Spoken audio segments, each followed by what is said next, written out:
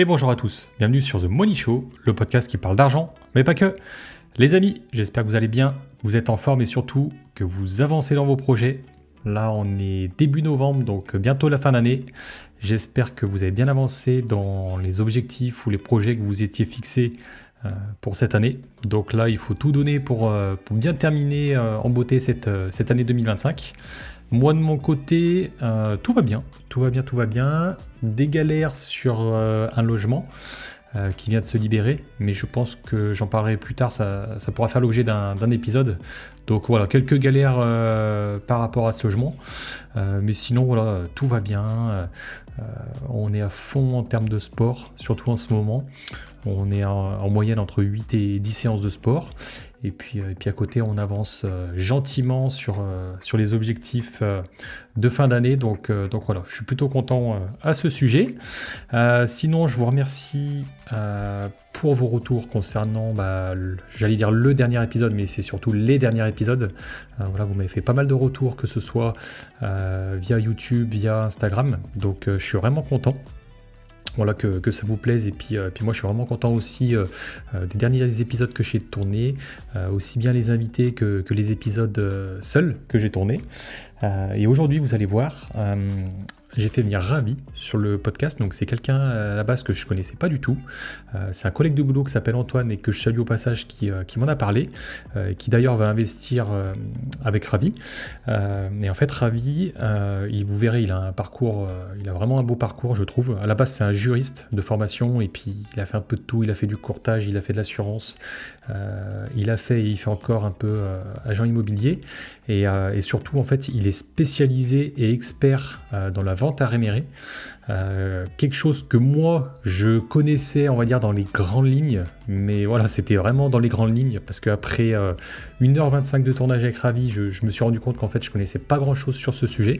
Et c'est vrai qu'on en entend souvent parler, mais on sait pas vraiment ce que c'est à chaque fois. Donc là, vous allez voir, j'ai vraiment pris du plaisir à enregistrer cet épisode avec Ravi, qui est quelqu'un de très gentil, d'exceptionnel.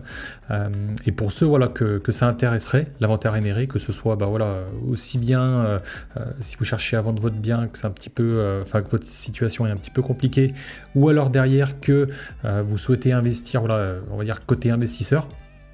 Voilà, je mets le site de Ravi et surtout je mets un formulaire qu'il a mis à disposition spécialement pour le podcast The Money Show. Donc voilà, j'espère que l'épisode vous plaira. Et bonjour à tous. Aujourd'hui, je reçois Ravi dans le podcast. Je suis très heureux de t'accueillir, Ravi. Eh bien, merci Romain, et je suis très heureux d'être là. Alors, on se connaît pas. Et c'est Antoine, en fait, un collègue de la banque qui m'a recommandé ton profil parce que on en parlera juste après, mais tu as un domaine d'expertise qui est la vente à rémunérer. Donc, je suis vraiment très content de t'accueillir.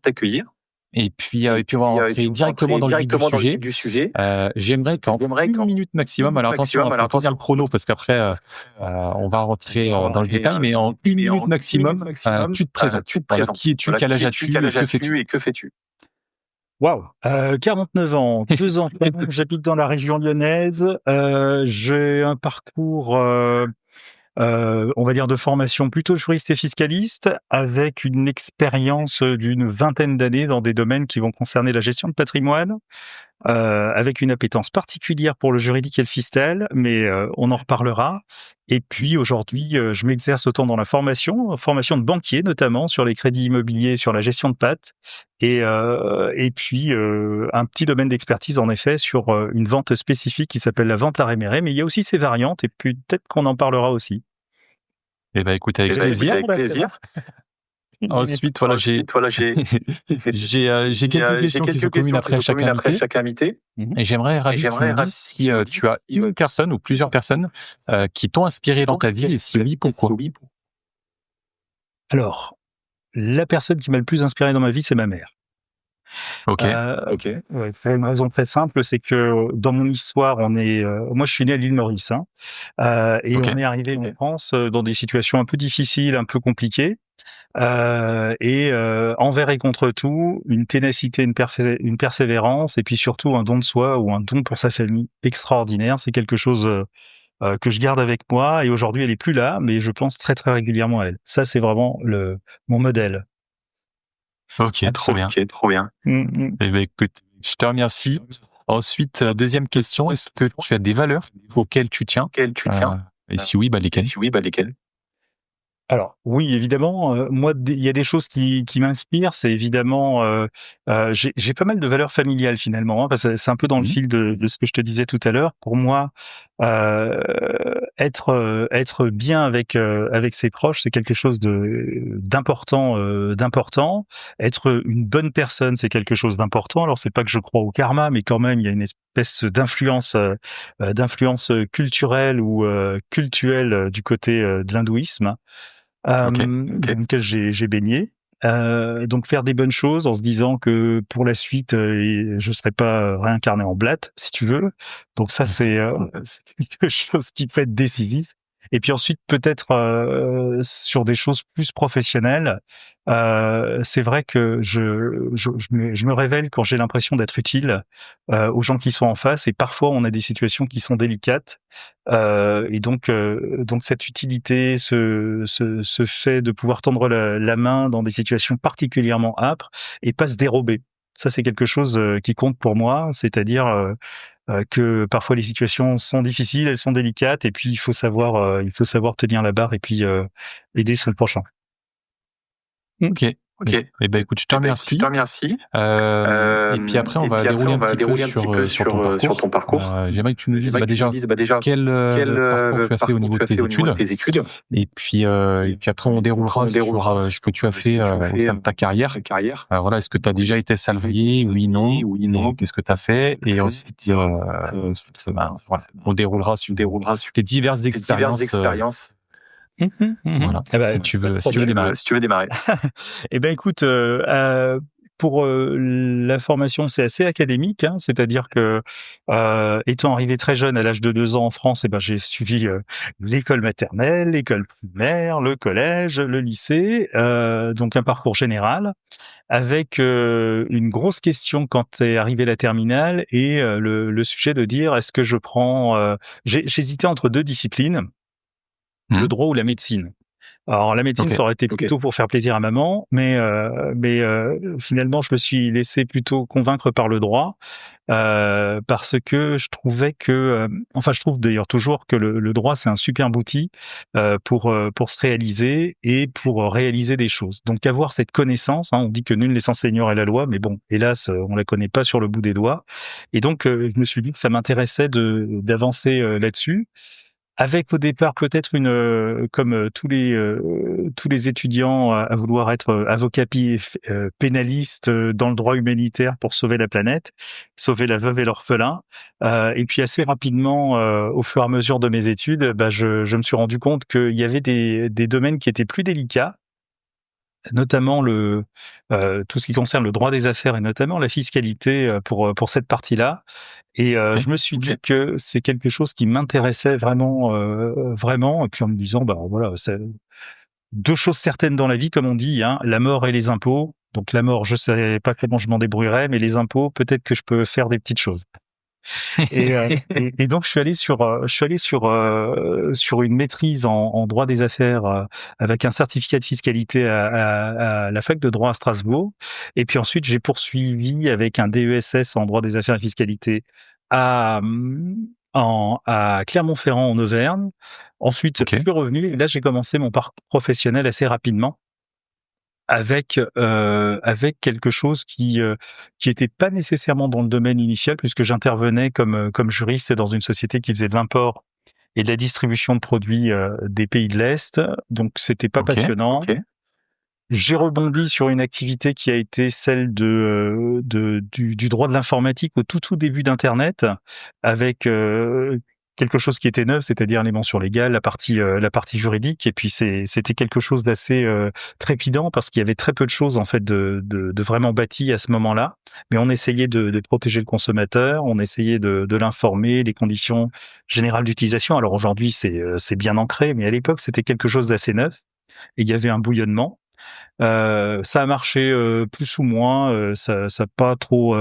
Enfin, j'ai pas poursuivi dans cette activité-là, et je me suis retrouvé face à dans l'activité. Donc j'ai créé ma société assez rapidement. C'est-à-dire que il y a une vingtaine d'années, j'ai créé une première société qui était destinée au conseil aux entreprises au départ.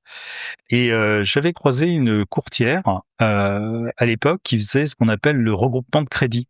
Donc aujourd'hui, c'est assez établi dans la vie bancaire classique, mais à l'époque, c'était plutôt les vautours du rachat de crédit, quoi. Hein. C'était un type d'opération particulière, et elle m'avait donné un conseil qui aujourd'hui, avec le recul, valait de l'or. C'est tout simplement qu'elle me disait, bah, Ravi, c'est très bien la société que tu montes, mais mets dans tes statuts l'intermédiation financière. Je savais pas trop à quoi ça allait me mener. Je l'ai inscrit dans les statuts. Et donc, quand tu commences une activité, tu le sais, tu en parles autour de toi, et puis tes copains veulent t'aider. Et donc, on te dit, ah bah tiens, j'ai quelqu'un qui a besoin de fonds, est-ce que tu peux l'aider, etc. Et alors, en fait, j'ai commencé le métier sans rien savoir du tout dans le domaine, sans avoir fait d'études particulières dans ce domaine-là. Et comme très souvent, en fait, faut reprendre la base, le b.a.-ba. Et donc, c'est ce que j'ai fait. Je suis allé voir des banquiers, j'ai monté des partenariats, j'ai traité le premier dossier, et puis j'ai eu la première commission. Alors, à l'époque, c'était 5 000 €. Waouh! Et je me suis dit, bah, c'est bon, je crois que je vais arrêter le conseil aux entreprises, parce que ils sont plus retards à payer, ils demandent des délais, des modalités particulières, et puis là, t'es payé tout de suite chez le notaire. Donc, je me suis dit, tiens, ça me plaît bien pour le cycle financier.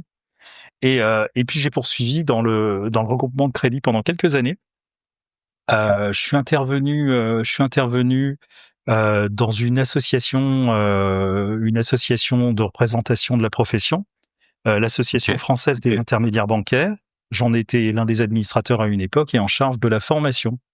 Et j'ai eu l'occasion à ce moment-là puisque on était là vers 2010, il y avait un sujet qui était la formation des vendeurs en crédit. Et donc, pour la première fois, on demandait, donc les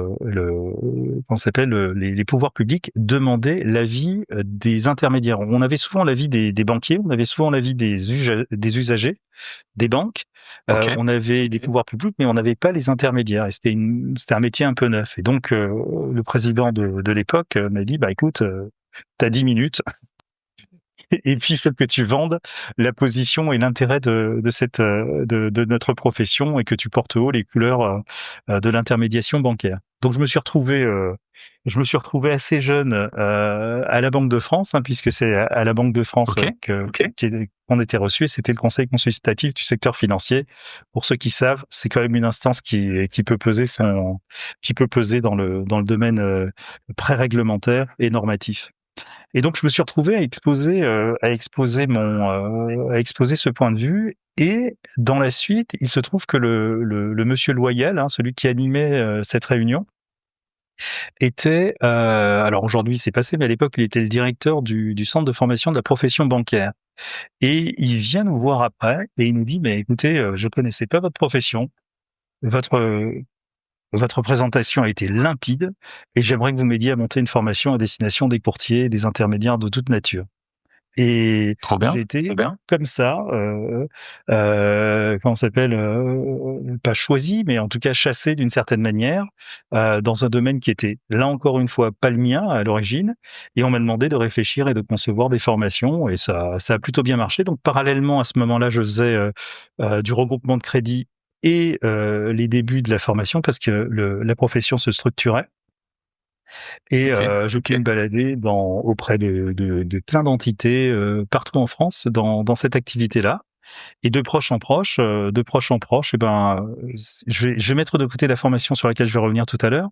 Mais pour le coup, j'ai continué le crédit. Est arrivé pas très longtemps après, parallèlement, la crise des subprimes, quasiment plus de crédit, difficulté à obtenir des financements. Je me suis lancé à ce moment-là avec un apporteur d'affaires sur l'activité d'assurance de prêt, puisqu'il y avait une ouverture avec la loi dite Lagarde à l'époque. Et donc on a réussi à faire avec cet associé-là, on a réussi à monter un contrat groupe spécifique, ouvert, et qu'on a proposé avec une grande entreprise d'assurance. Et c'était de belles années. On a même réussi quelque chose qui était pas neutre. On a réussi à voler à la barbe de plusieurs grands groupes assurantiels un contrat groupe de banque. C'est pas mal, alors qu'on était que deux, mais on avait monté le projet d'une C'est pas mal, ouais. C'est pas mal, ouais. Et donc on a réussi à faire un contrat groupe pour une banque, ce qui vraiment indiquait quand même le niveau d'expertise à l'époque sur ces sujets-là. Et surtout, on utilisait, et c'est ce qui nous avait différencié, des techniques de commercialisation et notamment d'informatique qui permettaient de souscrire du début à la fin sans passer par la case le client était autonome, on passait pas par une personne humaine pour réaliser la souscription. Et alors aujourd'hui, c'est évidemment implémenté dans tout le secteur, mais à l'époque c'était extrêmement neuf et les gens se demandaient comment une toute petite structure comme la nôtre avait réussi à faire ça. Donc c'était la deuxième société qui avait été montée. Alors hélas, on n'a pas poursuivi avec l'associé, on s'est séparés en chemin. Et pour le coup, moi j'ai conservé l'activité assurantielle. Qu'est-ce qui s'est passé après ? Très simplement, les gens m'ont dit Ravi, les taux commencent à baisser maintenant. Est-ce que tu interviendrais sur le crédit immobilier ? Donc, bien sûr. Je connaissais pas spécialement le métier. Et j'ai fait comme d'habitude. J'ai pris mon bâton de pèlerin et puis j'ai cheminé pour savoir toutes les technicités particulières du crédit immobilier. Et en fait, c'est plus simple que le regroupement de crédit, donc ça m'a permis d'aller très vite et d'être opérationnel très rapidement. Et puis j'avais beaucoup de gens là qui étaient en recherche à ce moment-là dans notre entourage, et puis de proche en proche, j'ai eu beaucoup de contacts, ce qui m'a permis de vivre très bien sur le crédit immobilier, tant et si bien que j'ai créé un petit réseau de mandataires. Et on est monté jusqu'à 10, 11 mandataires quand même, donc c'était un petit réseau qui fonctionnait partout en France et qui déparait pas devant les plus grands. Pour la suite, il s'est passé des événements décisifs. C'est que à ce moment-là, il y a un client qui m'a dit, Ravi, c'est super ce que tu fais. Tu fais le crédit, tu fais l'assurance, mais tu fais pas le plus important. Et alors je le regarde un peu bête et je lui dis mais de quoi vous parlez ? Elle me dit en fait c'est très bien de faire le crédit, c'est très bien de faire l'assurance, mais maintenant il nous faut la maison. Et du coup pareil, je me dis tiens, c'est pas une mauvaise idée, en plus ça fait un service un peu intégré, une espèce d'écosystème. Et du coup, je vais chercher une carte de professionnel de l'immobilier, donc avec un statut d'agent immobilier, pas de mandataire ou de négociateur, mais vraiment d'agent immobilier. Et donc, je prends cette carte et puis de temps en temps, je fais quelques ventes. Alors, des ventes en défiscalisation à l'époque, des ventes immobilières traditionnelles. Et l'activité se portait plutôt assez bien. Là, on va être aux alentours de 2016. Et à ce moment-là, ma femme me propose quelque chose. Elle me dit, chérie, j'envisage dans le cadre de ma suite professionnelle de faire un postdoc. Et l'endroit le mieux pour le réaliser, c'est un postdoc aux États-Unis. Donc là, alors que tu commences à être bien implanté, l'activité tourne plutôt pas mal. On se pose la question de faire, est-ce qu'on fait un projet personnel pour elle dans son avancement professionnel, ou on en décide d'en faire un projet familial. Alors les États-Unis à l'époque, ça faisait franchement rêver. Et puis parmi les destinations, il y avait la Californie. Alors moi qui ai grandi avec les séries américaines, je me suis dit, waouh, génial, l'American Way of Life. Et donc, on décide avec mon épouse et mes enfants qui étaient très jeunes à ce moment-là, école maternelle et école primaire. On se dit, allez hop, on prend nos valises et on pose nos bagages en Californie pour quasiment 2 ans. Et donc, je fais traiter les dossiers de crédit comme on peut. Évidemment, alors à titre personnel, familial, alors c'est vrai que j'ai mis un peu en sourdine mon activité, en tout cas au ralenti pour sûr, mais c'était extraordinaire. L'expérience que j'ai vécue là-bas, enfin, ça vaut la peine. Et avec tes enfants qui grandissent dans un contexte alors culturel différent, pas très éloigné du monde occidental, mais quand même intéressant, et avec des pratiques très positives, très tournées vers le business. Enfin, c'était en plus inspirant, et j'avais pas d'obligation spécifique. J'avais pas d'obligation spécifique à ce moment-là. Et te dire tout à fait les choses, j'ai eu une double expérience intéressante à ce moment-là, puisque bon, comme tu as compris, 9 heures de décalage, 9000 kilomètres, j'étais pas en mesure d'être au top vis-à-vis des clients, mais j'ai réussi à faire 2 ventes immobilières à distance, juste par Skype à l'époque, hein, c'était l'outil qu'on utilisait. Donc avec Skype, les gens me voyaient pas nécessairement, mais juste à la voix, ils ont accepté de signer de belles opérations. Hein. Je te parle de faits à Paris ou à Toulouse. Et là, je me suis dit, il y a quelque chose qui est incroyable, soit dans la commercialisation, soit dans la confiance qu'on peut donner aux clients. Et je me suis dit qu'en revenant en France, donc en 2018, je creuserais ce sillon-là. Donc on revient. Mon épouse continue sa carrière dans le domaine dans lequel elle était, et puis ben évidemment le réseau que j'animais un peu de loin, ben en fait a périclité. Je me suis recentré sur une activité personnelle en me disant ben je vais continuer, je vais poursuivre sur cette partie crédit immobilier, assurance, euh, immobilier, transactions, et puis je vais essayer d'y adosser tout ce qui est le conseil juridique et fiscal, hein, puisque j'ai aussi la compétence de compétences juridiques appropriées, donc ce qui me permet en tant que conseiller en gestion de patrimoine d'avoir vraiment toute la gamme de choses qui est proposable, Et, et de proche en proche, en fait, je retourne à mes premières amours, à la facilité, c'est-à-dire le crédit immobilier, le regroupement de crédit. Et là, il va y avoir, il y a quelques années, un vrai, comment ça s'appelle, une étape, en fait, qui va être marquante. C'est que sur un de mes dossiers de regroupement de crédit, je suis pas capable de trouver la solution. Et sur ce dossier-là, je me dis, mais c'est quand même dingue. Si j'avais été le banquier, si j'avais été le preneur de risque, là, je l'aurais financé. Et ça s'est pas passé. Et à ce moment-là, je me suis tourné vers des confrères de la région, et l'un m'a dit, bah écoute, moi je fais des opérations dites de réméré ou de portage. Alors comme d'habitude, j'y connaissais rien, et donc j'y suis allé, comment ça s'appelle, avec toute la candeur possible, en me disant mais qu'est-ce que ça peut être. Et il se trouve que le client que j'essayais de sauver était assez avancé dans une procédure de saisie immobilière. Ok, d'accord. Et donc ça c'est assez marquant, surtout quand c'est ta première opération. Et donc j'étais entre guillemets l'apporteur d'affaires, et comme je pense être assez curieux de nature, et puis il y avait pas mal de choses de nature juridique, comme je t'ai dit, hein, sur une saisie immobilière, c'est particulier, il faut bien suivre la procédure.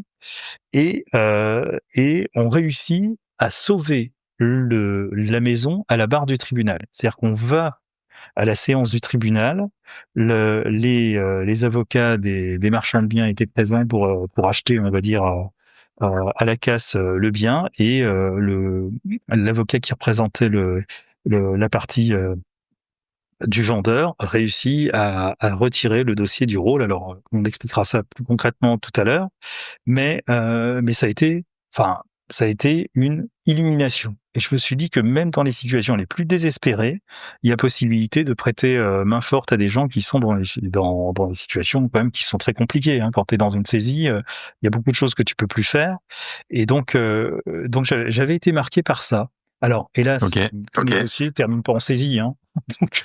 Donc j'ai pas eu l'occasion d'en faire plusieurs tout de suite, mais j'ai gardé ça dans un coin de ma tête. Et puis en avançant dans mon parcours, bah la formation a commencé à prendre un pas plus important, pour une raison très simple, c'est qu'on s'est retrouvé avec la guerre en Ukraine, le Covid, l'inflation post-Covid, la guerre en Ukraine, les questions de taux d'usure qui étaient délicates, et donc en fait l'activité de crédit immobilier s'est affaissée de mon côté. Et là je me suis dit, bah en fait, dans une situation où le crédit ne trouve pas son chemin, est-ce que ce que j'avais fait une fois et plusieurs autres fois de manière ponctuelle comme ça, est-ce que c'est pas quelque chose dont je peux m'emparer et en faire quelque chose de chouette? Et donc j'ai creusé cette affaire-là, et j'ai trouvé un moyen de me réaliser dans cette activité. Donc la vente dite avec faculté de rachat ou la vente à réméré, mais aussi ses variantes. Parce qu'il y a des variantes qui sont aussi intéressantes à connaître et en me renseignant comme pourraient le faire les curieux, les internautes. On trouve beaucoup de choses sur Internet et des choses qui sont plus ou moins justes ou qui sont plus ou moins passées. Et je m'étais dit, tiens, si je me lance, j'essaierai de faire quelque chose qui peut être distinctif. Et comment nous, on se retrouve finalement, c'est que l'activité, une de mes activités ayant baissé, je me suis retrouvé avec plus de disponibilité, et notamment pour faire des formations. Et je me suis retrouvé à intervenir sur ce qu'on appelle la directive sur le crédit immobilier, qui est un passage obligé pour un certain nombre de banquiers pour pouvoir faire des simulations et présenter des solutions de crédit immobilier. Donc, je suis dans maintenant un centre de formation qui s'appelle l'École supérieure de la banque et qui certifie de nombreux établissements et de nombreux collaborateurs bancaires dans ce domaine-là. Donc, je participe à leur certification, je les forme et je participe à leur certification. Et j'interviens également dans un autre diplôme qui va concerner plutôt les conseillers patrimoniaux dans les agences. Et c'est à cette occasion-là que j'ai croisé Antoine, qui nous a mis en rapport, et c'était extraordinaire. Et d'ailleurs, sans rien révéler, on a pu conduire une opération ensemble avec lui. Donc c'est ça, trop bien. Donc les gens sont absolument incroyables, hein, et inattendus. C'est ça, déjà, merci à nouveau Antoine, et puis du coup, on va directement partir en fait sur le sujet RMRE. Parce qu'en fait, c'est ce que je t'ai dit en fait avant quand je t'ai contacté pour tourner cet épisode. Il y a beaucoup de personnes qui en entendent parler, mais il y a peu de personnes qui savent vraiment l'expliquer, qui savent vraiment ce que c'est. Donc, pour ceux qui connaissent pas vraiment, ou même ceux qui connaissent pas du tout, est-ce que tu peux expliquer ce qu'est la vente à réméré, la vente avec faculté de rachat, et puis derrière, décrire un petit peu aussi les étapes de fonctionnement de ce système. Ouais, bien sûr. Alors, la vente à réméré, en fait, elle est très facile à comprendre hein, pour ton public. Hein. Ils ont une appétence pour la partie immobilière. Parfois, ils sont eux-mêmes investisseurs immobiliers. La vente à réméré, c'est une vente immobilière classique. On y ajoute simplement le notaire qui va intervenir, va ajouter une clause principale qui est ce qu'on appelle le pacte de rachat. D'accord ? Le code civil nous dit voilà, on met dans cette vente traditionnelle un pacte qui s'appelle le pacte de rachat et que nous on va appeler la faculté de rachat. Donc c'est juste une clause en plus, d'accord, pour faire simple. Et qu'est-ce qu'elle permet cette clause ? Elle dit que pendant un temps déterminé, qui peut aller jusqu'à 5 ans maximum, celui qui a vendu 5 ans, peut exercer cette faculté. Donc c'est pas une obligation, hein, c'est une faculté. Et donc s'il exerce cette faculté, on revient en arrière comme si, entre guillemets, il n'avait jamais vendu. Donc, on est bien dans un système où la vente immobilière est révocable. Donc, donc on a eu une petite coupure, mais donc tu étais en train d'expliquer la faculté de rachat. Donc, au maximum, tu disais 5 ans, que c'était une faculté, que c'était pas obligatoire. Et du coup, j'aimerais que tu continues, que tu déroules sur le fait, on va dire les différentes étapes. Déjà, côté personne qui vend, alors déjà pourquoi elle vend, quels sont, on va dire le contexte qui fait que la personne se retrouve vendeuse, et puis derrière on parlera, mais je te poserai des questions côté acheteur. Mais là, pour démarrer déjà côté vendeur, qu'est-ce qui se passe en fait? Alors, je reprends les étapes et je te dis qui fait quoi à chaque étape en vérité. Voilà.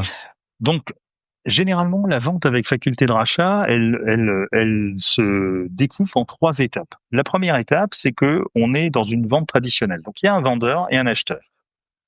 Le vendeur décide de vendre parce qu'il a, et sous cette forme, avec cette fameuse clause de faculté de rachat, parce il est dans une situation où il a besoin souvent de trésorerie ponctuellement, qu'il est allé voir son banquier, mais son banquier lui a dit non pour diverses raisons. Hein. Ça peut être l'âge, ça peut être une question d'assurance, ça peut être une question de valeur de bien, s'il y a un prêt de nature hypothécaire, ça peut être plein de choses en fait, où la solvabilité n'est pas au rendez-vous, etc. Donc il y a un besoin ponctuel de finances. Il peut y avoir d'autres raisons très particulières. On a des gens qui peuvent être fichés à la Banque de France, tricher au titre des crédits, au titre des chèques. Il peut aussi y avoir des gens qui sont... tout à l'heure, je t'ai parlé d'une personne en saisie immobilière, donc on est allé très très loin. Et il y a parfois encore des gens qui sont en commission de surendettement. Donc la vente avec faculté de rachat peut intervenir dans tous ces domaines-là. Mais si je te dis ça, tu as l'impression que le spectre des vendeurs est plutôt négatif. Alors qu'il existe aussi de l'autre côté des gens qui ont des besoins de nature financière et qui sont très aisés.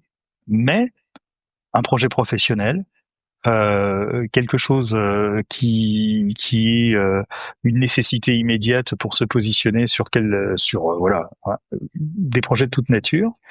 Et la seule chose qu'ils ont à ce moment, c'est le bien immobilier. Là, on dit house rich, cash poor. Donc, ils ont leur richesse est dans la maison. Mais parce que il y a eu le Covid, parce que ce sont des entrepreneurs, les 3 derniers bilans sont pas géniaux, etc. On sait qu'il y a de la valeur, on sait qu'il y a de l'actif, mais la banque ne suit pas.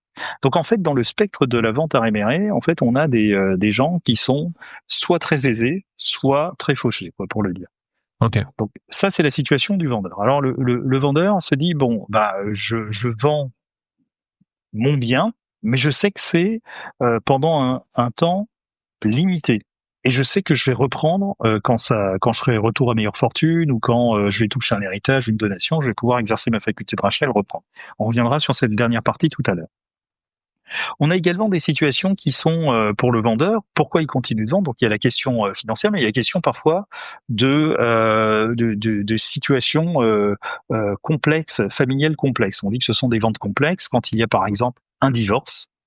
Des gens peuvent plus s'entendre, mais il y a la maison qu'ils avaient achetée ensemble au milieu. Et donc, il y a de la tension sur ce bien-là, et la vente à réméré peut être une solution pour en tout cas sortir de la relation conflictuelle. Ça peut être une chose. Il existe également des situations, notamment en succession. Et là aussi, ça peut parfois être, même si on est dans un contexte généralement très familial, eh bien, il peut y avoir des choses, des souvenirs, on va dire, de vie familiale qui peuvent ressortir à ce moment-là, et ça rend les choses plus difficiles.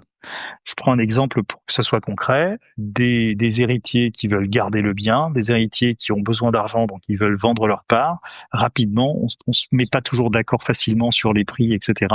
Et donc, on peut utiliser la vente à réméré pour faire une opération intercalaire. Mais on reviendra dessus sur comment on peut utiliser les variantes tout à l'heure, je pense. Donc voilà les situations qui existent, hein, d'accord ? Côté vendeur, je te coupe, je suis désolé, mais en fait, c'est des personnes qui vendent leurs biens, mais qui ont quand même un affect envers ce bien, en fait, qui se disent qui veulent récupérer le bien sous une certaine période. Après, voilà, les situations dans lesquelles ils sont différentes, mais c'est quand même des personnes qui ont de l'affect dans ce bien immobilier. Alors le plus souvent, oui. Le plus souvent, c'est un bien de nature familiale. Voilà, donc c'est vraiment un geste qui est fort de se dire tiens, je vends temporairement mon bien familial où il y a mes enfants, où il y a mon conjoint. C'est compliqué intellectuellement de faire ce chemin-là. Donc ça, c'est un premier point. Mais il faut aussi nuancer dans le sens où parfois c'est pas nécessairement la résidence principale. C'est un bien immobilier pour ce qui nous concerne. Le réméré, d'une manière générale, concerne tout type de bien. On peut le faire avec une voiture, on peut le faire avec d'autres types de biens. Moi, j'interviens particulièrement dans la partie immobilière. Mais le bien immobilier, ça peut être une résidence secondaire, ça peut être une résidence locative, ça peut être un bien professionnel, ça peut être des bureaux, une industrie, des terres parfois, alors même si on va beaucoup moins là-dessus. Mais donc on a quand même un spectre assez large. Il suffit que ce soit un bien de nature immobilière. Pour ce qui me concerne. Donc on a un vendeur qui souhaite avoir des fonds assez rapidement.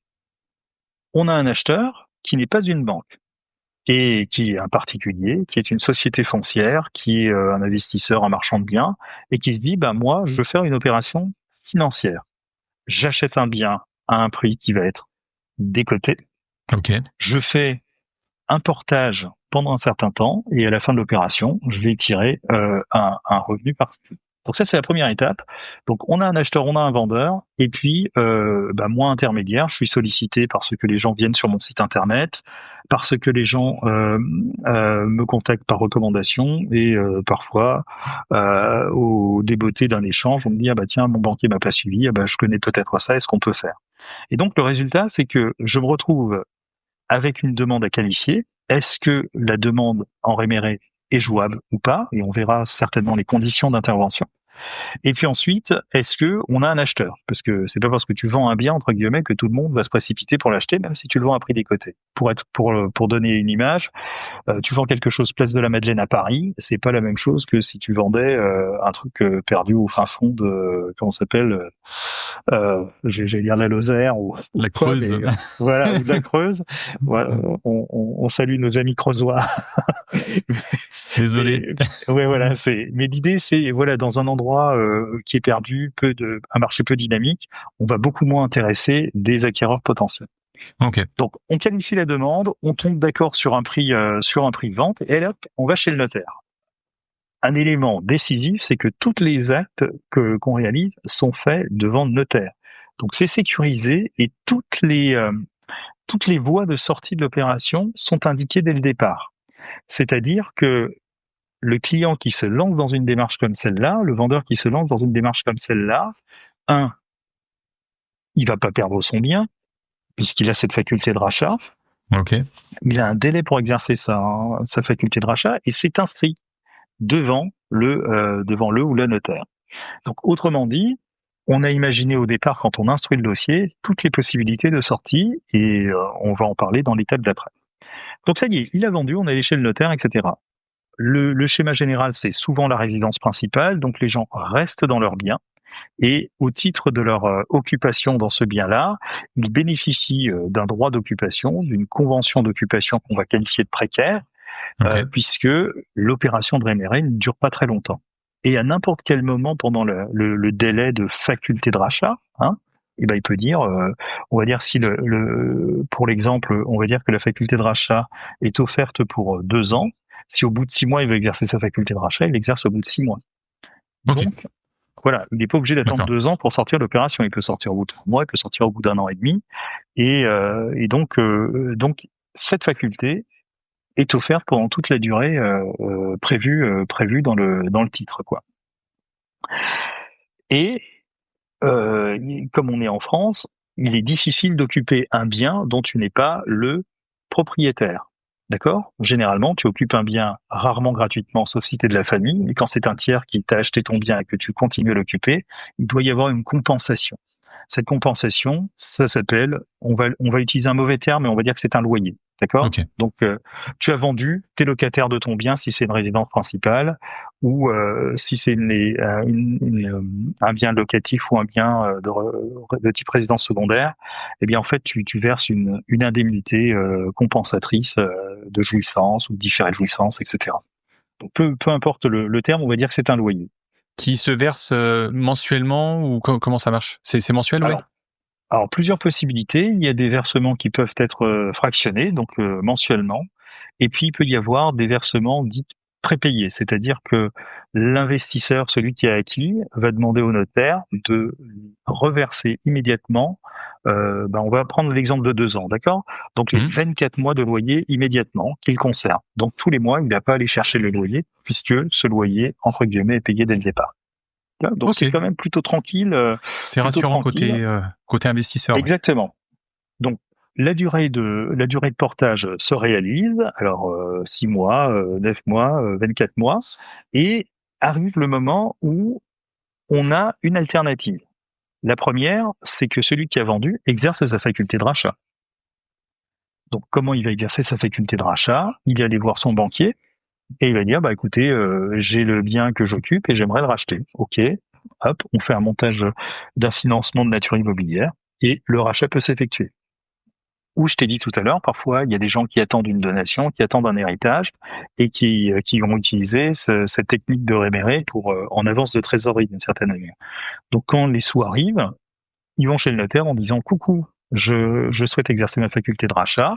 Le vendeur apporte les fonds dans la comptabilité du notaire, et puis le notaire dit bah écoutez, monsieur l'acheteur, j'ai bien reçu les fonds, on peut exercer la faculté de rachat et donc vous restituer la propriété du bien. Donc ça, c'est quand ça se passe bien. Et justement, j'ai une question sur quand ça se passe bien. Est-ce que le prix est défini à l'avance, ou est-ce que si par exemple tu vois le prix du marché de la maison augmente ou diminue, est-ce que ça peut être évalué, ou est-ce que vraiment c'est défini au départ, le prix de rachat? Alors, les deux, mon capitaine, en vérité. Puisque, en fait, la difficulté dans l'inventaire éméré, c'est qu'il y a beaucoup de choses qui sont faites entre les parties. Il y a beaucoup de choses de nature conventionnelle. C'est-à-dire, on discute entre les uns et les autres en se disant, tiens, on fait comme ceci ou comme cela. Ok.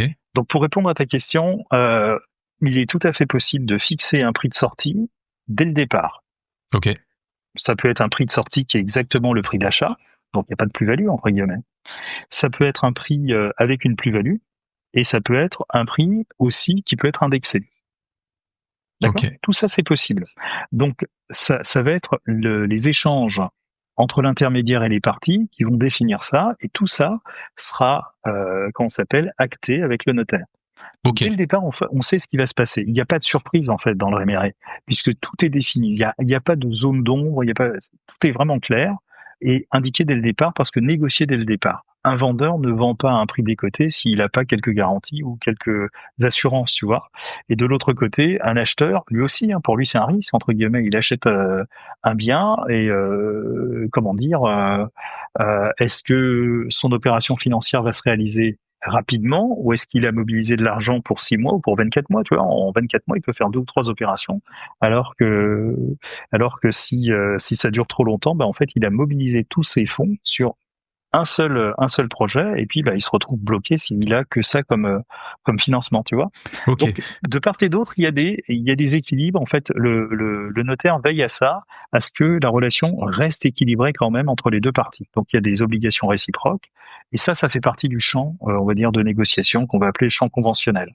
Mais c'est la trame habituelle, le canevas habituel, c'est que il peut y avoir un prix qui peut être différent de celui du prix d'achat. Généralement, il y a une petite plus-value à la sortie. Ok, et du coup, on va dire les avantages quand t'es côté investisseur, pour un petit peu l'expliquer moi à mon audience.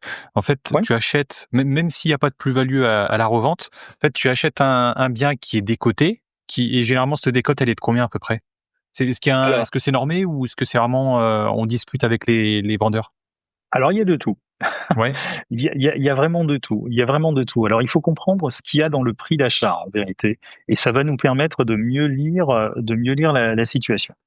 Alors, on va prendre un exemple standard, d'accord? Donc, attention, ça ne veut pas dire que c'est ce qui s'applique à tous les dossiers, hein. Ok. Mais on va dire une résidence principale située dans une ville comme Lyon ou quoi. Le bien, je vais utiliser des chiffres qui sont un peu excentriques, mais c'est pour qu'on ait les éléments en qu'on comprenne, ouais. D'accord? Ouais. Et comme ça, c'est des chiffres ronds, c'est plus facile.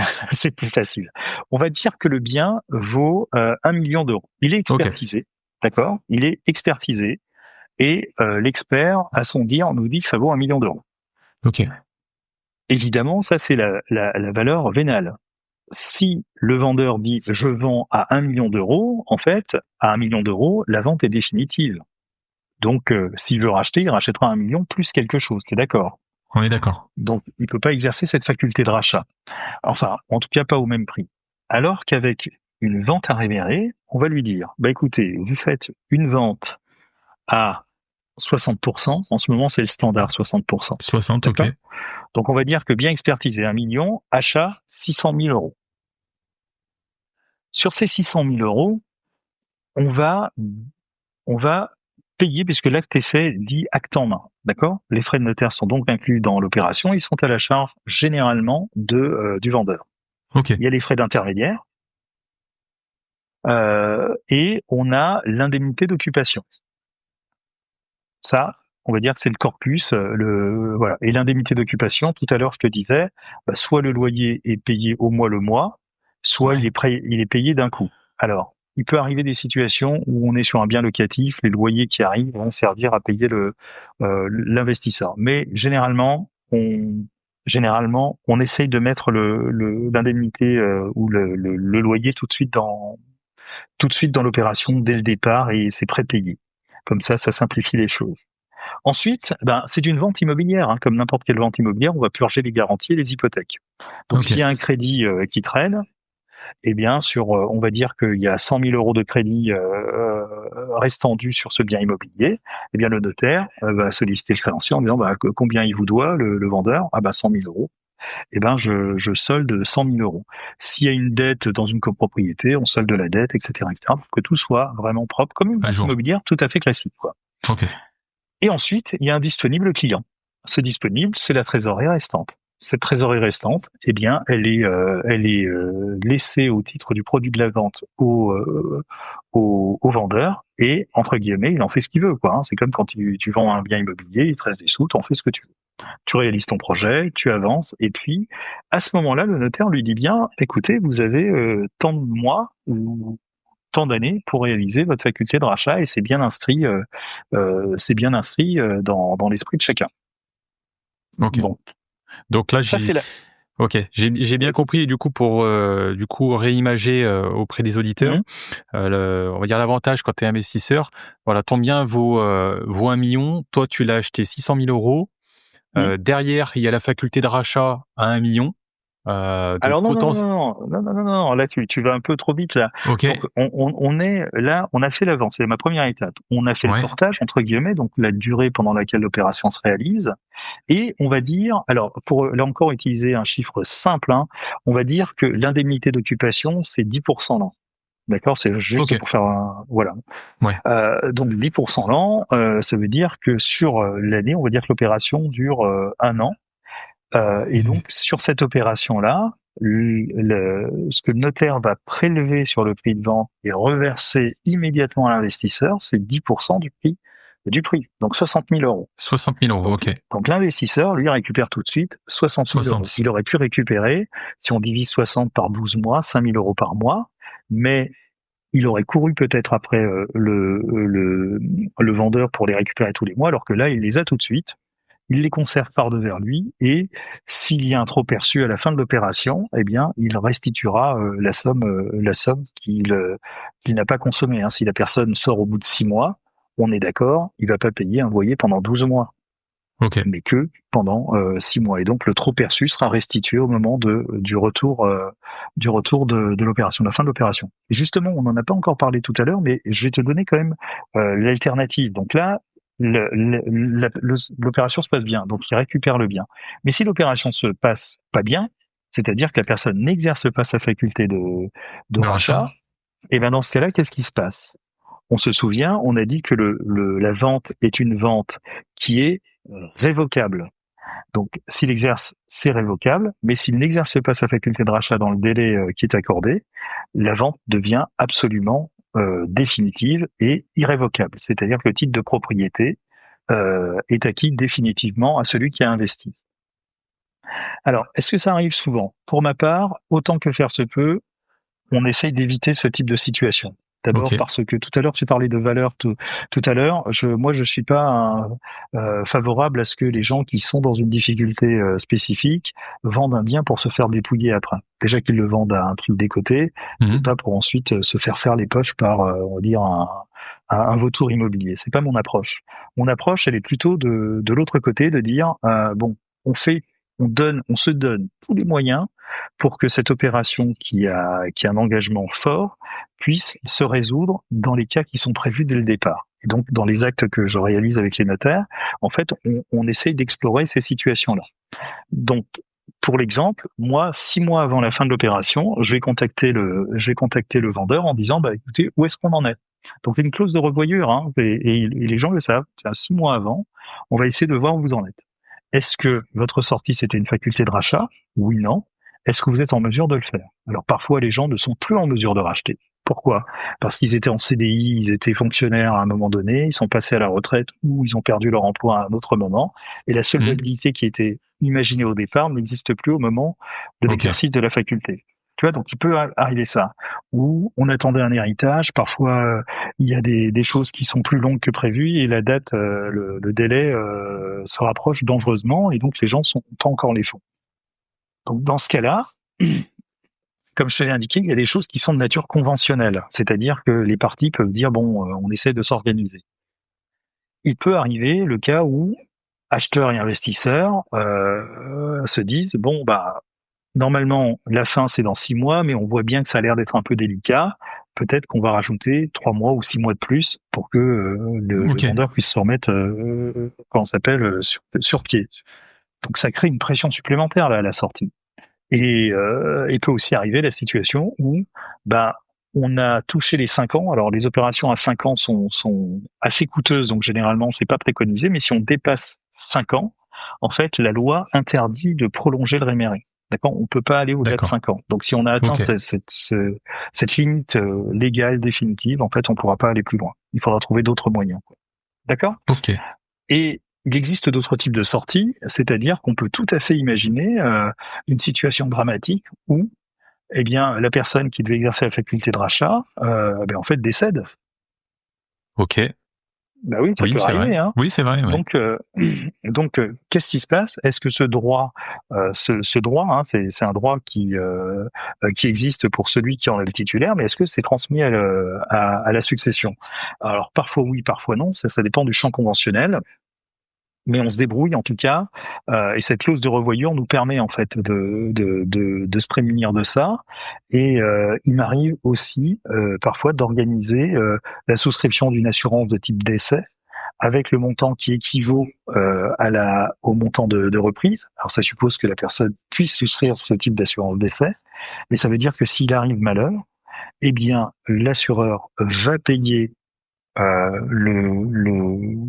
l'investisseur qui est le bénéficiaire, et donc on va constater devant notaire que cette somme est bien récupérée, même si le vendeur initial est décédé, et donc le titre de propriété sera rendu à la succession.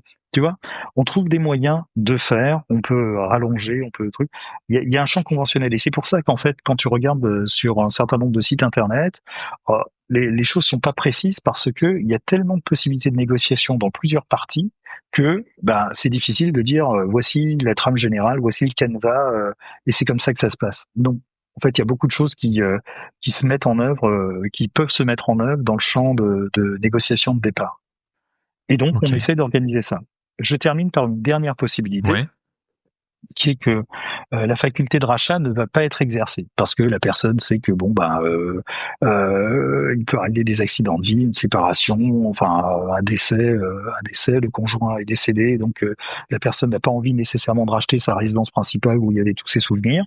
Donc dans ce cas-là, nous on va prévoir la possibilité de revendre le bien. Ok. Mais par le vendeur initial, hein, d'accord ? Donc et on va lui dire, écoutez, vous avez cette possibilité là de revendre. Votre bien a été expertisé à 1 million d'euros, hein, dans notre exemple. Vous le revendez avec l'agence immobilière du coin. Vous trouvez un acheteur à 1 million d'euros, par exemple. Eh bien, on va chez le notaire. Le notaire va dire, en fait, c'est l'investisseur qui est propriétaire. C'est lui qui va vendre à 1 million d'euros. Mais sur ces 1 million d'euros, lui va récupérer ce que le vendeur initial lui devait. Donc 600 000 ou 600 000 plus une plus-value. D'accord, on va dire 10%. Donc l'investisseur va récupérer 660 000 euros et les 340 000 euros de plus seront donnés au vendeur initial. Donc entre guillemets, il a récupéré sur son opération 600 000 euros au départ, 340 000 euros à la fin, donc entre guillemets, alors même si c'est un faux calcul, hein, en vérité ça lui coûte un peu plus cher que ça, on va dire que ça peut correspondre à une vente avec une bonne négociation. D'accord, voilà ce que c'est que le réméré dans le pire des cas quand le vendeur initial revend à terme, quoi. D'accord. Ok, d'accord. C'est tu vois, c'est la variable que j'avais pas, c'est quand tout se passe bien, quand la faculté de rachat est mise en place. Là, dans notre exemple, toi, t'achètes en tant qu'investisseur décoté à 600 000, mais derrière le vendeur, s'il te rachète le bien, il te le rachète à 600 000. On est d'accord? Alors le revendeur me l'achète à 600 000 si j'ai pas mis de plus-value, mais je peux dire que c'est 660. Enfin, Ok. en fait, sur le marché en ce moment, il y a plusieurs modes opératoires. Certains disent bon bah voilà, je mets une plus-value en sortie. D'autres disent non, je prends le prix de départ pour justement éviter d'avoir une plus-value à gérer après. Et donc chacun a sa manière d'intervenir. D'accord. Mais celui qui a vendu et qui rachète peut racheter. Le prix est convenu dès le départ. Tu vois, il n'y a pas de surprise. Il sait que si on lui dit que c'est 660, il paiera 660. Si on lui dit que c'est 600 000, il va chez le notaire et il dit que c'est 600 000. D'accord? Ok. Alors, un élément qui est quand même déterminant en termes d'explication, c'est que quand la faculté de rachat va être exercée, je t'ai dit c'était comme si on revenait en arrière, comme si la personne n'avait jamais vendu. Alors, le terme juridique, c'est la résolution de l'acte de vente. Donc, c'est pas une annulation, c'est une résolution. C'est-à-dire que ça a produit des effets, mais on revient en arrière comme si rien ne s'était produit. Alors, le rien ne s'était produit, c'est-à-dire que les frais de notaire qui avaient été payés au départ, bah ça, ils sont acquis pour l'administration fiscale, ils les rendront pas. Cependant, donc la partie, donc il y a des parties sur lesquelles on revient pas. Cependant, lorsqu'on exerce cette faculté de rachat, le droit pour réobtenir sa pleine propriété, c'est pas de nouveau des frais de notaire à 8%. C'est un droit d'enregistrement, je crois que c'est de l'ordre de 125 ou 150 euros en ce moment là. Donc c'est pas grand chose. Donc c'est pas grand chose. Ouais. C'est pas une double vente. C'est pas une vente puis une vente en arrière, une revente en arrière. C'est vraiment une vente et une résolution de la vente. Et donc ça coûte pas 2 fois les frais de notaire. Oui, tu payes pas 8% à l'entrée, 8% à la sortie, quoi. Tu les payes une fois et derrière une centaine d'euros, quoi, quelque chose comme ça. Exactement. Alors après, il y a des moyens d'optimiser ces frais de notaire, comme on le sait, notamment avec des statuts et des engagements de revente avant les 5 ans, ce qui permet d'avoir des frais qui, au lieu d'être à 8%, vont baisser de l'ordre de 2,5-3%. Donc pour un investisseur, ça peut être extrêmement intéressant, cet engagement de revente. Eh ben oui, dans le sens où déjà tu récupères, on va dire de suite alors ce que tu appelais le terme, je dis bien entre guillemets le terme loyer. Donc en fait, quand tu achètes le bien, tu récupères le loyer dans l'immédiat sur la durée qui avait été définie. Et puis derrière, potentiellement, si le vendeur te rachète le bien, eh ben tu récupères éventuellement la plus-value s'il y en avait une. Et du coup derrière, si j'ai une autre question, tiens d'ailleurs, si le vendeur n'exerce pas sa faculté de rachat, mais qui décide de pas vendre le bien auprès d'une agence IMO, enfin ça se passe comment? C'est toi en tant qu'investisseur, tu récupères le bien en totalité? Alors t'as raison, c'est le cas ultime en fait. Ouais. On a le délai, la personne, malgré la clause de revoyure, on essaye de vendre et tout ça. Alors le plus souvent, pour te dire comment moi je perds, qui est que mon expérience, c'est de dire le plus souvent, moi je vais récupérer un mandat de vente. Okay. Donc imaginons que le bien soit à Brest, donc très loin de Lyon. Même si j'interviens partout en France, dans les dom-tom, éventuellement la Corse, etc. Donc sur tout le territoire français, pas de problème. Mais on va dire que le bien physiquement, il est à Brest. Donc je vais pas y aller tous les 4 matins. Cependant, je peux tout à fait dire à l'investisseur qui est donc désormais le propriétaire révocable, mais il est propriétaire quand même. Donnez-moi un mandat et je vois avec celui qui a vendu au départ si je peux vendre le bien à un prix intéressant. J'essaye de vendre, alors en utilisant les techniques, parce que j'ai le statut d'agent immobilier, comme je t'ai dit, mais donc je peux quand même commercialiser à distance. Okay. Donc je fais ça. Le plus souvent, j'essaye de trouver des acquéreurs. On va essayer de voir si le prix est toujours adapté. Donc on a dit que le bien était expertisé 1 million, mais 2 ans après, peut-être qu'il se passe des choses. Les gens qui sont tombés dans la crise inflationniste ou qui sont tombés dans les questions de taux d'usure et tout ça, ont bien vu que avec l'augmentation des taux, les valeurs de biens ont baissé. Donc il peut y avoir au moment de l'expertise une valeur et puis un peu de temps après une autre. Donc on va voir si on peut ajuster ou pas. Si le vendeur comprend que peut-être qu'il vaut mieux ajuster et puis ça ira mieux, on fait. Mais il peut aussi arriver, donc on peut présenter des offres d'achat, et bien si le vendeur dit non, je veux pas vendre, et que le délai s'écoule, là c'est l'effet de la loi en fait. C'est la loi, elle s'applique pour tout le monde, donc qu'elle punisse ou qu'elle protège, comme on dit, la loi est la même pour tous. Donc là pour le coup, on sensibilise en disant attention, il faut quand même prendre des décisions. On n'a pas envie que vous perdiez le bien à un prix décoté. On fait tous nos efforts pour y parvenir. Maintenant, c'est celui qui vend qui est titulaire de ce choix, en fait. C'est pas moi, Ok. moi je peux juste être un conseiller, un accompagnateur, et s'il dit bah non, en fait, il y a possibilité qu'il perde bien, tout à fait. Mais j'ai envie de te dire que ça n'est arrivé quasiment une dizaine d'années d'expérience, ça m'est arrivé qu'une seule fois.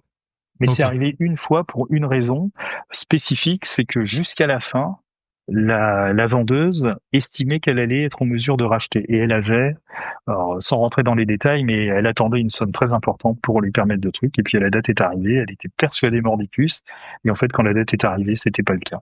Donc d'une certaine manière, ça a été terrible. Et puis l'argent devait arriver de la part de quelqu'un de sa famille, ce qui n'a pas manqué d'ajouter quelques éléments spécifiques. Mais ceci étant dit, donc on c'est pas un strike absolu, hein, mais j'essaye autant que faire se peut, et les gens qui m'entourent, on essaye de faire autant que faire se peut des propositions pour que l'opération sorte comme c'est prévu au départ.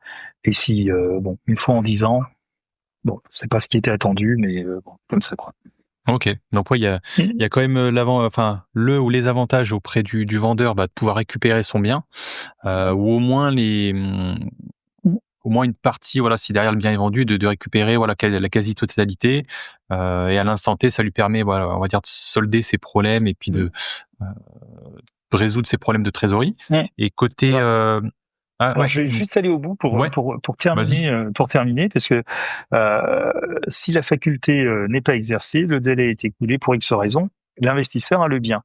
Donc il a acheté 600 000, t'es d'accord? Mais le bien vaut 1 million. En théorie, ouais. Donc on va dire que la valeur n'a pas bougé. Si l'investisseur veut gagner plus et rapidement, eh bien en fait il remet en vente à 900 000, donc il fait moins 10%, et puis le bien généralement s'il est aux prestations et comment ça s'appelle dans un bon marché immobilier, le bien sera vendu très rapidement. Donc là pour le coup, pour un investisseur, comme on l'a compris, il achète à prix décoté, il a des loyers.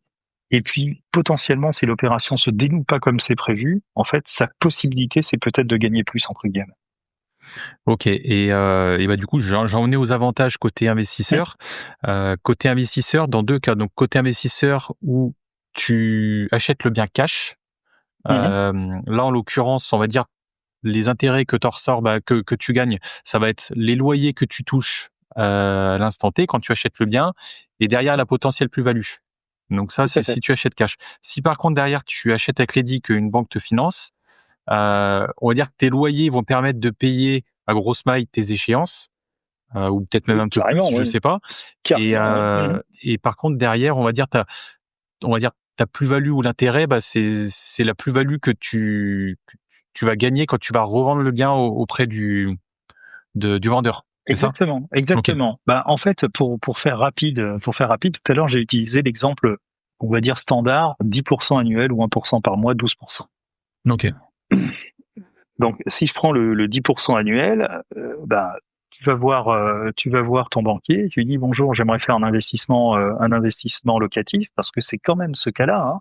Hein. Au départ, le caractère de l'investissement, on va dire, il a un caractère hybride, parce que rien ne t'oblige au bout de la durée de ne pas conserver le bien. Tu peux le conserver et le mettre en location. Hein. Okay. Rien ne t'empêche de faire un prêt long. Et moi, c'est comme ça que je le présente, parce que d'abord, c'est une opération patrimoniale, un investissement immobilier de long terme. Alors, parfois, il va y avoir un arrêt dans l'opération, mais a priori, c'est sur du long terme. Okay. Donc, c'est un financement immobilier classique. Important. Hein. L'opération va générer 10-12% annuel. Ton crédit immobilier, aujourd'hui, il est à 3,40, 3,50. D'accord, au moment où on parle, sur 20 ans, 25 ans, tu es à peu près dans ces taux-là. Donc, tu vois que la différence, elle est dans ta poche. Okay. Tu payes évidemment les frais, la taxe foncière, etc., etc. Mais je reviendrai sur ces éléments complémentaires et on verra qu'il y a des dispositifs particuliers qui existent, qui font que on est quasiment, enfin, le brut est quasiment égal au net, hein, quoi. Tu vas voir. Et donc, tu as ce gain, donc ce delta, ce différentiel. Ensuite, il y a un petit traitement fiscal à gérer. Et puis après, tu as ta plus-value si tu en as une. Donc, banco. Et pour toi, c'est une opération qui reste quand même sécure parce qu'à la fin des fins, quand tu vas présenter à ton banquier les valorisations du bien à date, tu leur dis bien, bah écoutez, Ouais. j'achète ce qu'on appelle dans le marché une anomalie, c'est-à-dire j'achète à un prix qui est plus bas que le prix du marché Ouais. et je vais avoir un loyer qui est plus intéressant que celui du marché. Donc on est bien dans l'achat d'une anomalie pendant la période de l'opération.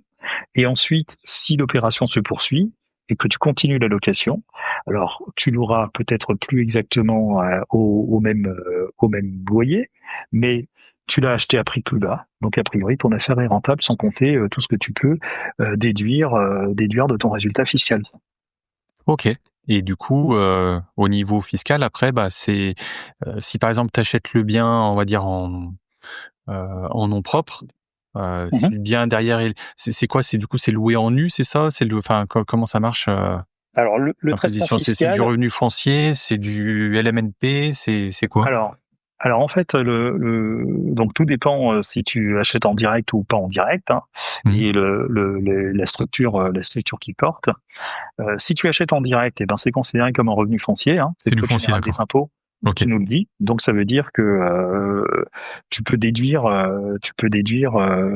les intérêts d'emprunt, tu peux déduire certains frais de l'opération, d'accord, Mmh. ou appliquer un abattement si tu es dans cette situation-là, les moins 30%, le micro foncier, mais ça arrive rarement. Et puis de l'autre côté, si tu es dans une structure, et ben en fait c'est un produit, hein, c'est une recette, et donc qui va rentrer dans ta structure et avec le traitement fiscal que tu auras choisi. Je rajoute que il existe des variations, hein, des variations de ce type d'opération où certains achètent et quand même font un bail, ce qui est pas nécessairement courant, mais certains le font. Et en même temps qu'ils achètent le bien, achètent tous les éléments mobiliers. Et donc là, ils le transforment en meublé. Et donc, tu as compris, certains font du meublé non professionnel ou pas, quoi. OK. À voir. OK, OK. Et est-ce que tu aurais d'autres choses à nous dire au sujet du réméré, quelque chose qu'on n'aurait pas évoqué, Alors, le réméré, c'est une opération qui est spécifique. Mmh. Sur le principe, c'est simple. Une opération immobilière, une transaction immobilière classique avec une clause particulière. Ça, c'est le réméré. Simple à comprendre. Cependant, il y a des particularités à chaque dossier. Vraiment, il y a des particularités à chaque dossier, et donc on a dans notre besace plusieurs possibilités de faire des choses qui paraissent absolument incroyables, mais qui sont toutes bordées juridiquement. Ça, je tiens à le dire, hein, c'est vraiment très important, c'est-à-dire que rien ne se fait en dehors du cadre légal, et tout se fait sous la supervision et la vérification d'un ou plusieurs notaires d'ailleurs. Donc comme ça, je veux dire, du point de vue du droit et de la fiscalité, on est vraiment très solide, très robuste. Ensuite, le réméré n'est que une brique en fait de ce type de solution. On a des variations du réméré. Tout à l'heure, je t'ai dit, tiens, le réméré avec la faculté de rachat, ok. Alors, il y a des petites évolutions parce qu'il y a des jurisprudences qui sont tombées, donc le réméré s'adapte plutôt maintenant en résidence secondaire, en résidence locative, un peu moins sur les résidences principales pour différentes raisons. On a la vente avec complément de prix. Donc la possibilité que celui qui a vendu parce qu'il a un besoin immédiat d'argent, en fait, va revendre le bien. Mais il a besoin d'aller vite. La séparation, l'héritage, etc. Donc ça, c'est déjà une première variation. Et on n'est pas exactement dans la même chose, hein, puisque c'est pas une faculté de rachat, c'est une faculté, entre guillemets, de revendre avec un complément de prix. Donc on n'est pas tout à fait dans le même cadre juridique. Ensuite, il y a des possibilités de faire ce type d'opération on a parlé dans notre cas, d'une personne physique qui est propriétaire, ou d'un couple, et on peut tout à fait faire ça avec des sociétés. Donc, OK. ça peut être une société civile, et donc on peut organiser les choses, soit avec un traitement qui ressemble à celui de la personne physique, ou alors on va utiliser plutôt des choses qui vont concerner les parts sociales ou les actions, où on va traiter l'actif au lieu d'acheter la pleine propriété, on va traiter plutôt avec la nue propriété, par exemple. OK. Il y a des opérations où on va aller sur ce que les gens appellent la location avec option d'achat immobilière, la location accession. on va faire, voilà, il y a plusieurs variations et en fait chaque dossier a sa vérité entre guillemets. Mais pour te dire, le truc que j'ai appris quand même en 10 ans, d'expérience, c'est qu'en fait le réméré, très souvent, on a l'impression que c'est une opération de financement pour le vendeur. Et c'est vrai que tout de suite là, il a un besoin d'argent. Mais avec les échanges que j'ai pu avoir ici et là, ce dont je m'aperçois, c'est qu'en fait le besoin primaire, c'est pas de l'argent. Le besoin primaire, c'est qu'en fait, les gens sont dans une situation où ils ont été surpris parfois, mais ils n'ont pas eu l'occasion de s'organiser. Et ce qui leur manque, c'est le temps. Ok. Parce que les échéances arrivent trop vite, le banquier leur tombe dessus, il y a une saisie, il y a les huissiers qui arrivent ou parfois, où il faut répondre à un appel d'offres et il y a besoin de verser une somme dès le départ. Et en fait, là, ils sont pris par le temps. Et en fait, l'expression du réméré ou toutes ces variantes, en fait, c'est pas vraiment l'argent en tant que tel. L'argent, finalement, n'est qu'une résultante. En fait, c'est les gens ont besoin de temps pour s'organiser, les gens ont besoin de temps pour faire les choses qu'ils avaient prévues, mais ils sont tenus par ça. Et alors, tu me diras, le temps, c'est de l'argent. Et pour le coup, chacun trouvera son compte. Et en tout cas, nous, on se débrouille pour que les opérations soient équilibrées, parce que c'est vrai que tel qu'on l'a décrit, on se dit que l'investisseur fait une opération de dingo avec une rentabilité qui est extraordinaire, et c'est presque la martingale de l'investisseur immobilier. Alors qu'en fait, il y a d'autres équilibres et d'autres choses qui se précisent au moment de la négociation de l'opération. Je te dis, chaque opération a sa particularité, donc c'est pas, on peut pas juste dire tiens c'est comme ça et c'est comme ça pour tous les dossiers, c'est pas le cas. Ok, bon bah écoute. C'est là quelle est mon expertise en vérité. Bah totalement. Et puis tu vois, moi ça fait 12 ans que je suis banquier. J'ai fait du part, j'ai fait du pro, et puis j'ai fait du part, on va dire plus parce que j'ai travaillé sur Dardy, j'ai travaillé sur Craponne, donc c'est quand même des communes qui sont assez aisées. La Tour de Savagny aussi. Et en 12 ans d'expérience, j'ai rencontré une seule personne, un seul client qui faisait ça et qui me l'avait expliqué. Mais tu vois, j'avais pas toutes les notions et j'avais pas tout ce que tu nous expliquais aujourd'hui. Et là, enfin, je trouve que, enfin, moi déjà dans ma tête, c'est vraiment très clair. Et je pense que ce sera aussi le cas côté auditeur, mais en tout cas, c'était vraiment limpide pour moi en tout cas. Ah, merci. Mais l'opération est pas difficile. Et après, je te dis, c'est le champ de la négociation qui peut rendre des choses un peu différentes. Et c'est la raison, comme je te dis, sur Internet, on voit une chose et son contraire. On a l'impression que les gens qui s'expriment se font dépouiller et tout ça. Alors c'est très très loin d'être le cas. Et en tout cas pour le mode de fonctionnement que moi j'adopte. Tu parlais de valeur tout à l'heure. J'y repense. Moi, je suis dans un système qu'on dit Ashoka, c'est-à-dire que on peut aider les gens, mais il faut que ça soit économiquement viable. Okay. Tu vois, et j'ai toujours été là-dedans en me disant bah tiens, je peux essayer de faire le maximum, mais si c'est au détriment de ma capacité à poursuivre mon action, ça va pas quoi. Donc il faut que je gagne des sous pour que je puisse proposer quelque chose de correct. Et donc en effet, il y a aussi quelque chose qui est une vérité. C'est que dans ce type d'opération, on répond vraiment en deuxième ligne, hein. Et même en dernière ligne parfois. C'est d'abord la première chose que je fais, par exemple, pour les gens qui me sollicitent pour vendre à réméré, c'est que je leur dis, écoutez, est-ce que vous êtes déjà allé voir votre banquier? Qu'est-ce qu'on a répondu? Est-ce que vous avez fait un regroupement de crédit? Est-ce que vous avez tenté un prêt hypothécaire? Est-ce que vous avez fait un crédit viager hypothécaire? Donc on va quand même très loin. Et c'est seulement après avoir vérifié cette partie-là, puisque l'argent de la banque, entre guillemets, on le dit pas assez, mais le banquier, il coûte pas cher en vérité. Hein, même on le dit pas assez, parce que c'est mieux d'avoir un financement à 3,50 qu'avoir un financement à 12%. Hein, c'est évident. Donc et encore, c'est pas un crédit. Donc c'est une vente, et donc il y a pas.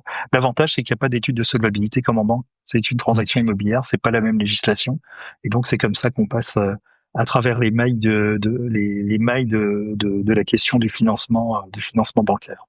On n'est pas dans le même. Ok.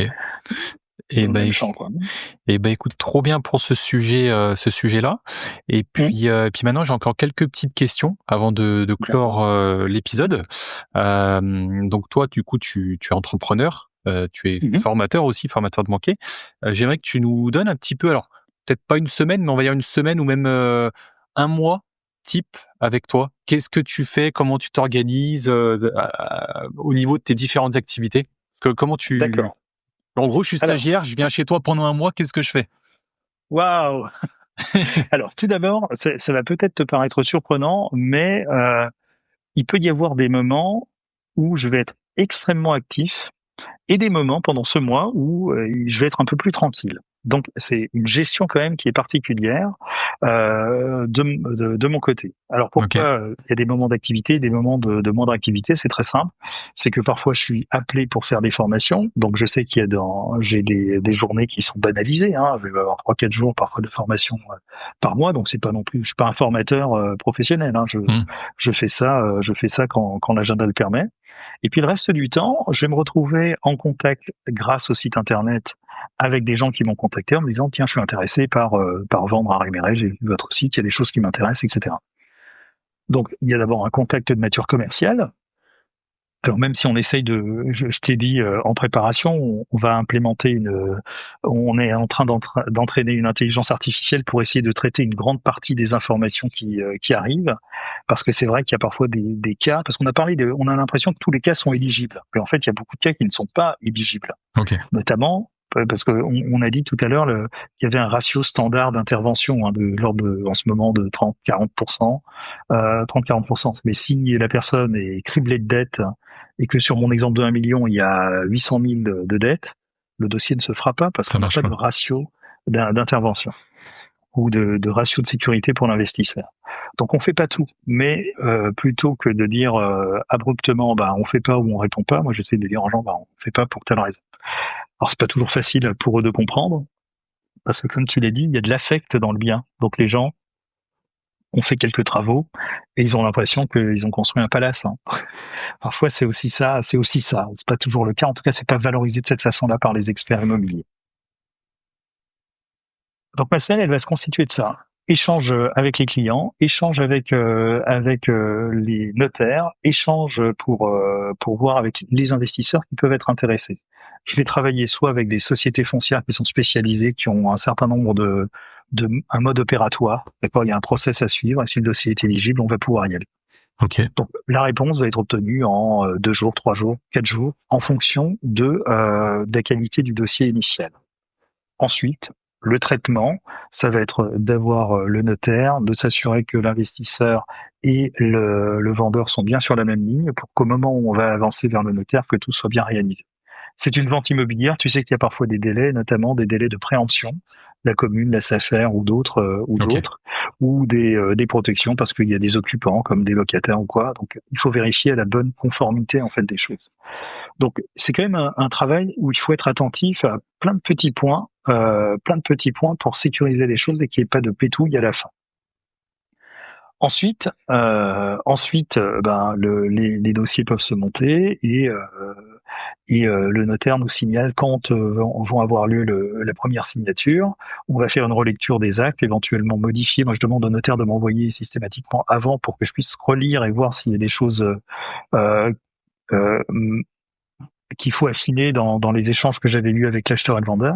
Et puis après, une fois que j'ai fait les modifs, si jamais il y en avait besoin, eh bien le notaire peut présenter l'acte aux parties, appel en signature, souvent en ligne, hein, et on valide la signature comme ça. Donc ça veut dire que cette partie d'activité de vente avec toutes ces formes, toutes ces variantes, en fait peut me prendre, on va dire, une bonne moitié de mois.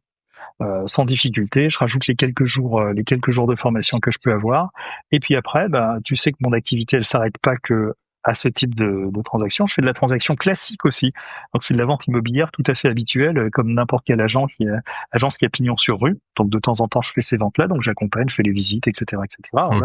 Pour le coup, c'est plutôt du côté lyonnais. Hein.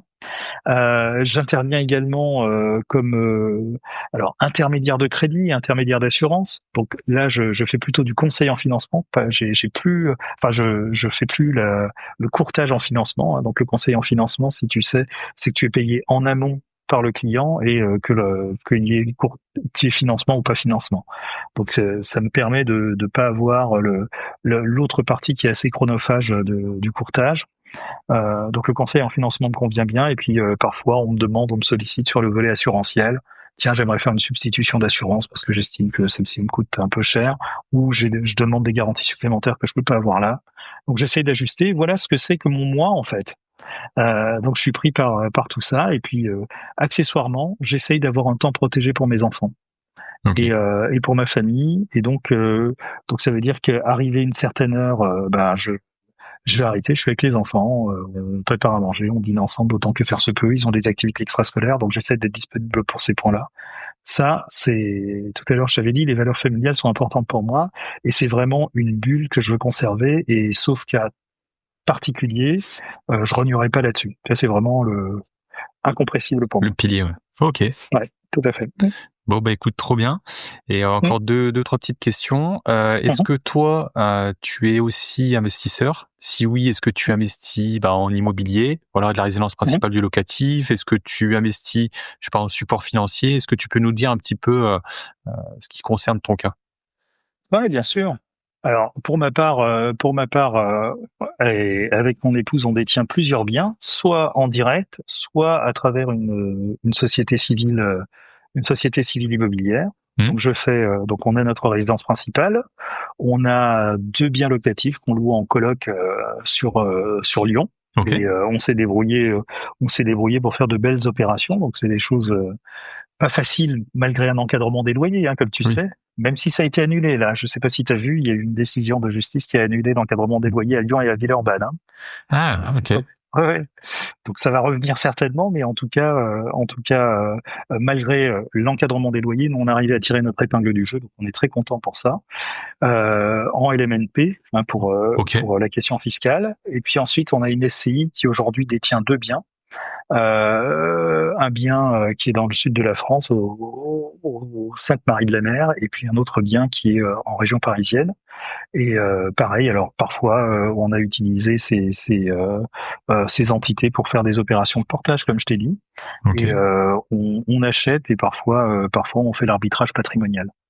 Okay. Donc on a plusieurs biens, on sait traiter. Pour répondre au reste, moi je suis pour l'instant beaucoup sur la partie immobilière, parce que je trouve que dans mon traitement, si tu veux, intellectuel, je te disais au départ que le droit et la fiscalité sont des outils. Mais en fait, je les utilise, j'ai pas envie de dire tous les jours, mais quasiment tous les jours pour créer avec des effets de levier un patrimoine de nature immobilière, puisque la banque accepte de financer ces éléments immobiliers plus facilement que si je leur disais, écoutez, monsieur, madame le banquier, est-ce que vous pouvez me financer 600 000 euros pour acheter de la crypto? Pas sûr que le banquier me suive. Voilà. Rouge, suivi, clignotant. Et pour le coup, tu vois, ça sera plus facile de financer des opérations ailleurs. Par exemple, là, je suis sur quelque chose où moi-même je vais investir dans ces opérations de portage. Et je le fais régulièrement. Et donc voilà, je me positionne tantôt en intermédiaire, tantôt en investisseur. Et puis pour finir, pour le reste, l'épargne financière, là, je suis un peu moins bon parce qu'on a vraiment très peu de choses. Les livrets, les assurances-vie, c'est un peu moins mon truc, mais pour une raison qui est liée à la fiscalité, au traitement fiscal, c'est que aujourd'hui, grâce à la partie immobilière, je suis plus efficace et plus rentable. Mais ça ne veut pas dire que là, dans un temps qui va pas être très long, il va y avoir certainement des choses à faire, parce que je t'ai dit que j'avais 49 ans, mais je vais atteindre tranquillement les 50 et les 51 ans. Et donc, c'est un cap, comme tu sais, pour organiser son patrimoine, éventuellement faire de la transmission anticipée. Donc, c'est des choses qui sont en gestation en ce moment. Et certainement qu'il y aura une diversification de nos actifs, c'est sûr. Ok, trop bien. Avant-dernière question, est-ce que tu lis un petit peu? Oui. Est-ce que tu aurais, je sais pas, là en tête, 1 ou 2 bouquins à conseiller éventuellement aux auditeurs? Des bouquins qui t'ont marqué ou des bouquins hyper intéressants? Alors, je lis beaucoup de choses. Je lis beaucoup de choses et de différentes natures. Un bouquin qui m'a marqué au point où je me suis dit, ouais, ah si. Alors ça a rien à voir avec ça n'a rien à voir avec l'investissement immobilier. Mais il se trouve que j'ai relu Le Petit Prince de Saint-Exupéry. Ouais. Rien à voir, mais je trouve qu'il exprime beaucoup de choses sur la relation entre les individus. Ok. Et finalement, sans trahir quoi que ce soit.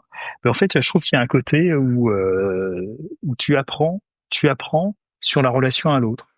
Et j'aime bien utiliser cet exemple-là. Alors, si tu me permets, hein, notamment de la relation avec le renard, où le petit prince dit bah ouais, on se connaît pas aujourd'hui. Bah en fait, je te connais pas, j'ai pas d'intérêt pour toi, j'ai pas de lien avec toi. Mais maintenant qu'on se connaît, qu'on va apprendre à se connaître, et ben si on se donne rendez-vous à telle heure et que tu viens pas, quelques minutes avant, je serai inquiet. Et je trouve que ça, le lien entre les gens est important. Et ça m'avait, ça m'a assez marqué. Et puis sinon, pour revenir à des choses qui sont plus de nature immobilière, on va dire. Enfin, tu fais la liste sur Amazon. Comment ça s'appelle, investir intelligemment dans l'immobilier. Comment ça s'appelle, j'en ai un autre là qui est investir dans l'immobilier. C'est un bouquin de droit qui est le statut de promoteur d'agent professionnel de l'immobilier, lotisseur, aménageur. Donc ça fait partie des lectures qui sont pas nécessairement faciles, mais qui sont intéressantes avec une attention sur les mises à jour et puis des choses sur les SCI. Mais c'est ce que tu vas trouver, c'est la lecture classique pour des gens qui sont des investisseurs. Mais en dehors de ça, c'est vrai que je vais plutôt lire des choses autres pour m'échapper justement de ma condition technique. Et voilà, je lis assez de droit et assez de fiscalité comme ça. Et bah, écoute, hyper intéressant en tout cas. Et puis dernière question, ça j'adore. Pour toi, réussir sa vie, c'est quoi ta vision? Ah là là, c'est une belle question ça. Ben moi je serais heureux si j'ai toujours considéré que transmettre quelque chose de chouette aux autres. Alors je considère ta famille bien sûr, mais aux autres, et de laisser une espèce de. Tout à l'heure je te disais, moi ce que j'aimerais c'est être une bonne personne. Et si au moment où je disparaîtrais, que les gens se disent bah tiens Ravi c'est quelque chose, c'est vraiment quelqu'un qui a été chouette et il m'a laissé comment ça s'appelle, un souvenir mémorable, je serais content. Tu vois, donc ça me guide. Alors tout à l'heure je te disais c'est peut-être le karma, c'est peut-être des choses comme ça. Oui, ça me porte ça et j'aimerais bien laisser ça. Ok. Et ben écoute, de mon mieux et puis laisser un bon souvenir aux gens qui se rappelleront de moi, quoi. Ok. Et ben écoute, déjà je te remercie pour ton intervention et puis pour le temps que tu m'as accordé. Et puis je laisserai donc déjà tes coordonnées, ton site et puis aussi ton formulaire. Si jamais il y a des auditeurs qui sont intéressés par ce dispositif, que tu nous as expliqué aujourd'hui. Donc en tout cas, merci à nouveau pour ton intervention.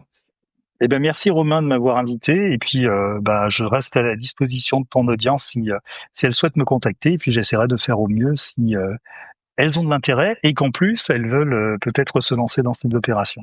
Grâce à toi. Eh ben écoute, top, merci. À la prochaine alors. J'espère que l'épisode du jour vous a plu. Merci encore pour votre écoute. Je compte vraiment sur vous pour aller mettre une note 5 étoiles et un petit commentaire. Et on se retrouve dans 15 jours pour le prochain épisode. Salut!